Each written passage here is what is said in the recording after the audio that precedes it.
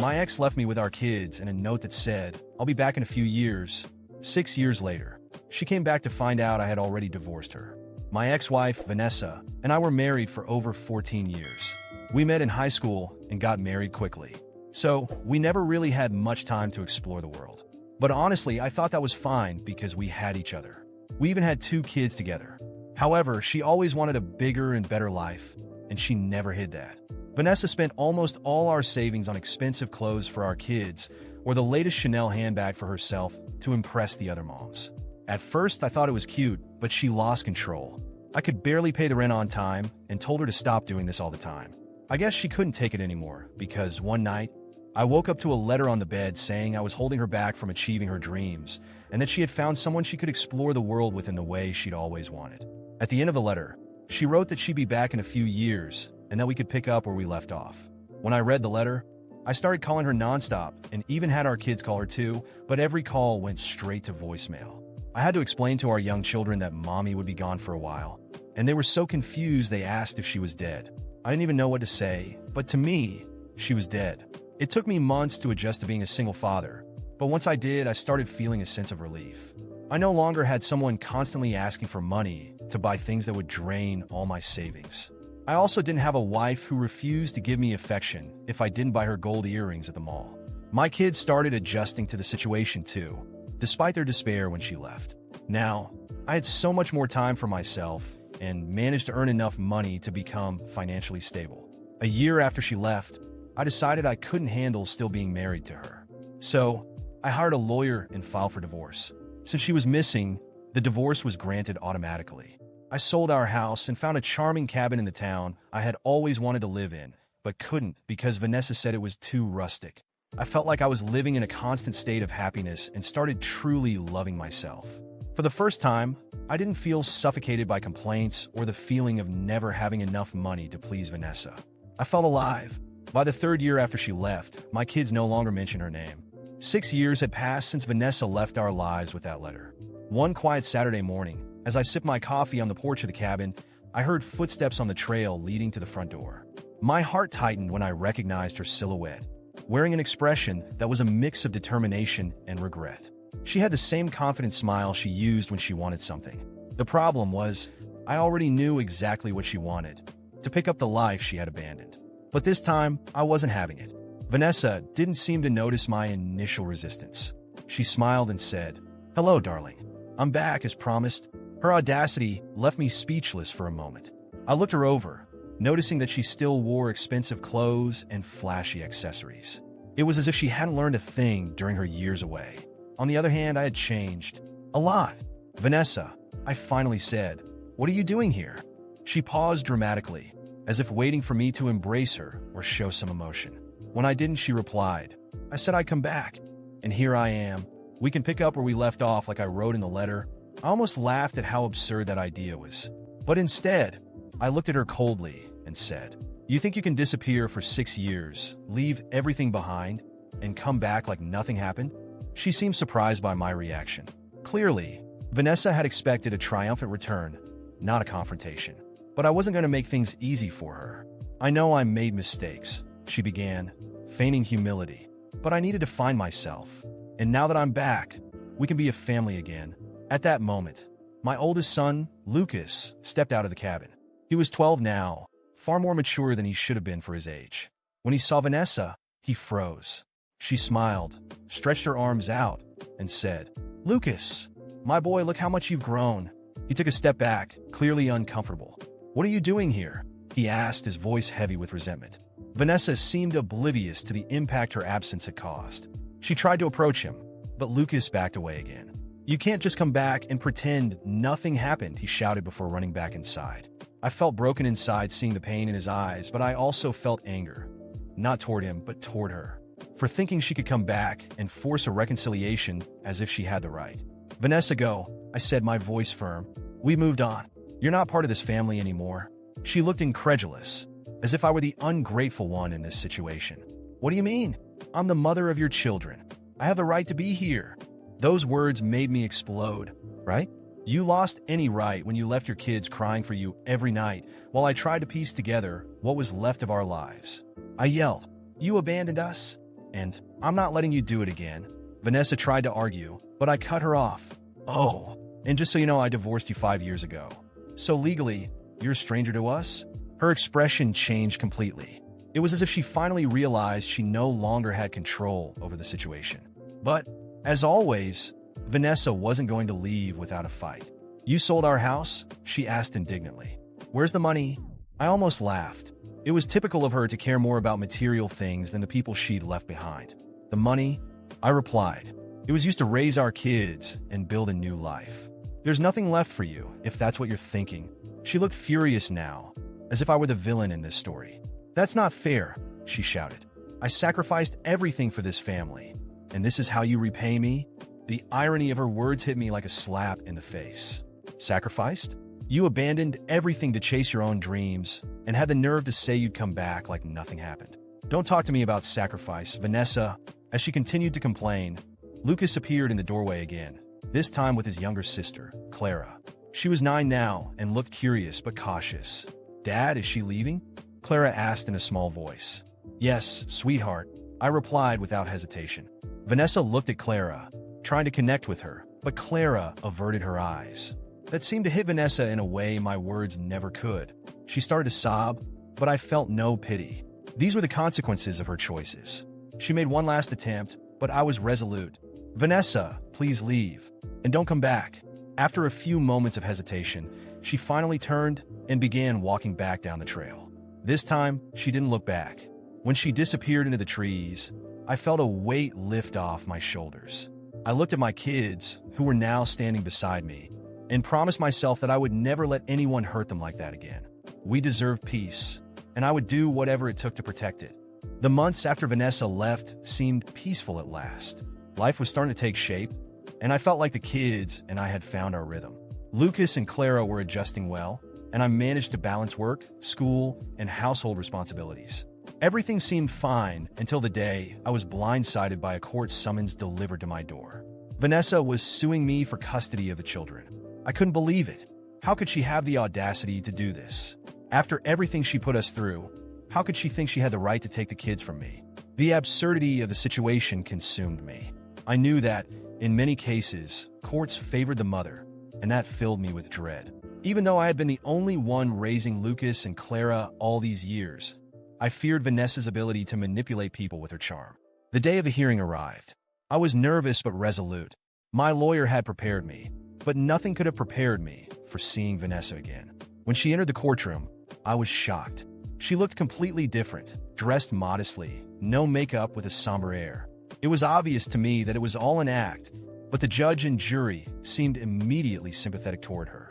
Vanessa began her testimony with tears streaming down her face, claiming she had made mistakes, but only wanted to make things right and be part of her children's lives again. She portrayed herself as a regretful mother who had only left her kids to work and secure a better future for them.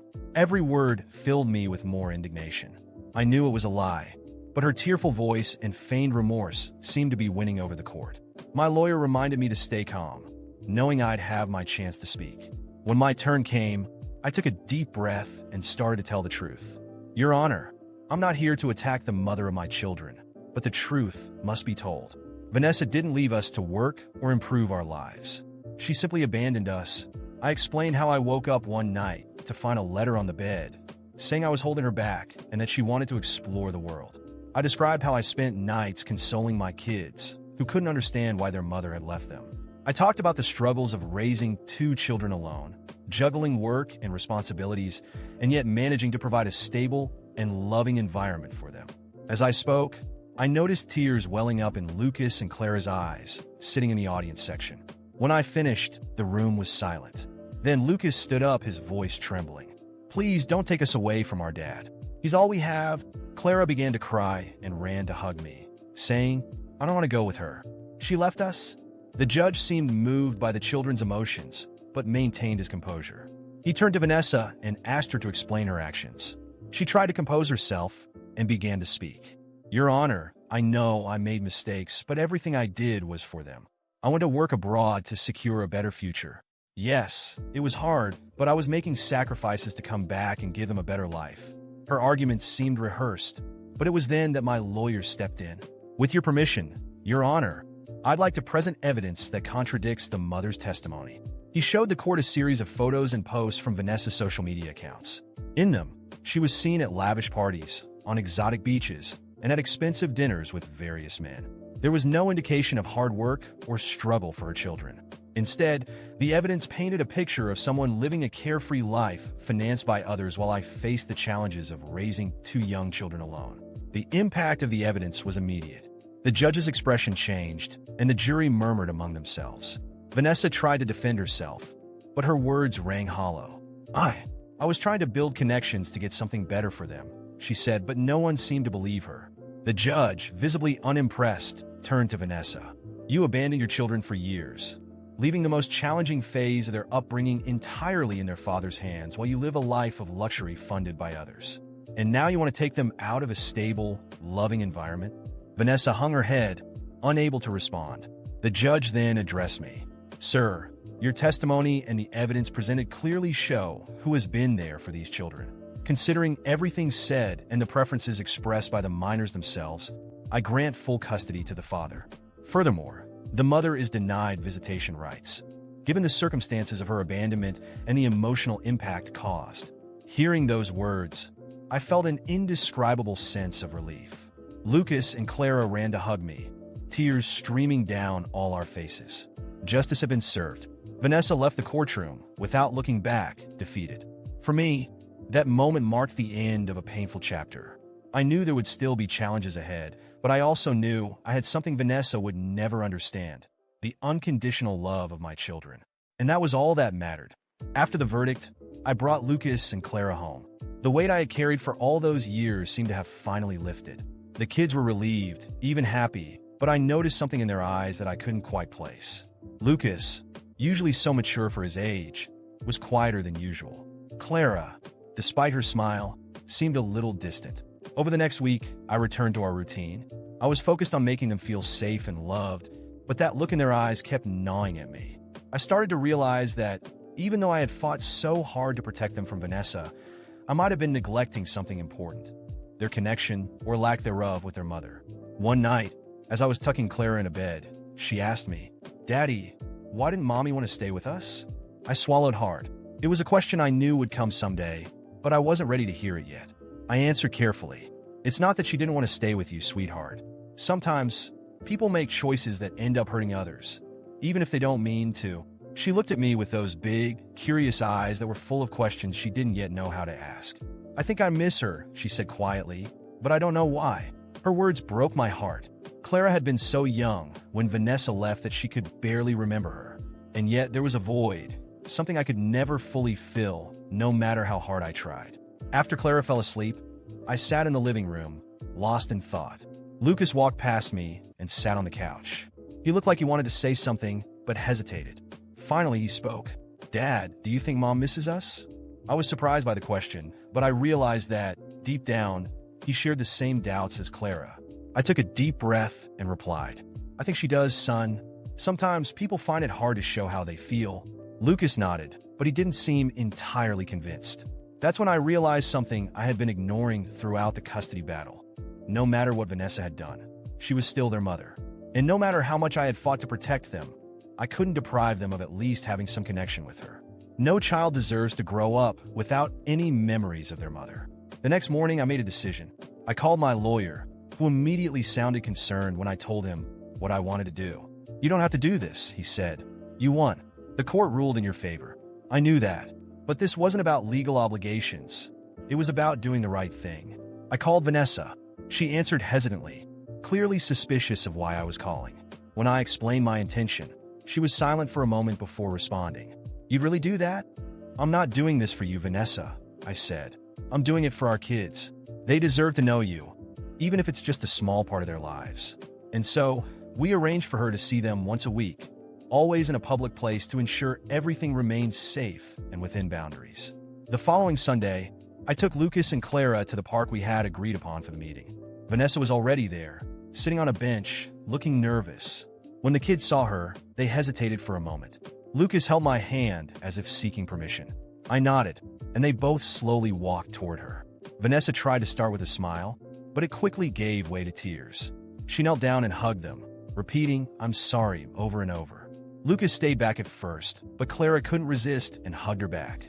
I watched from a distance, feeling a mix of emotions. There was still resentment, but at that moment, I knew taking this step was the right thing to do. It wasn't about forgiving Vanessa or erasing what she had done. It was about ensuring my kids had enough memories to form their own understanding of their mother. On the drive home, Lucas finally broke the silence. "Thanks, Dad," he said quietly. I looked at him in the rearview mirror and saw a small, genuine smile. Clara was tired, but seemed more at ease. In that moment, I knew I had done the right thing. From then on, the visits became a routine. I always kept my guard up, ensuring Vanessa didn't use these opportunities to cause more harm. But in the end, it wasn't about her. It was about Lucas and Clara. I still carried the scars of what Vanessa had done, and perhaps I always would. But seeing my children smile and build memories that, despite everything, included their mother, reassured me that I was on the right path. No child deserves to grow up without memories of their mother, no matter how flawed she may be. And above all, my kids knew they could always count on me because, in the end, my love for them was the one thing that would never fail.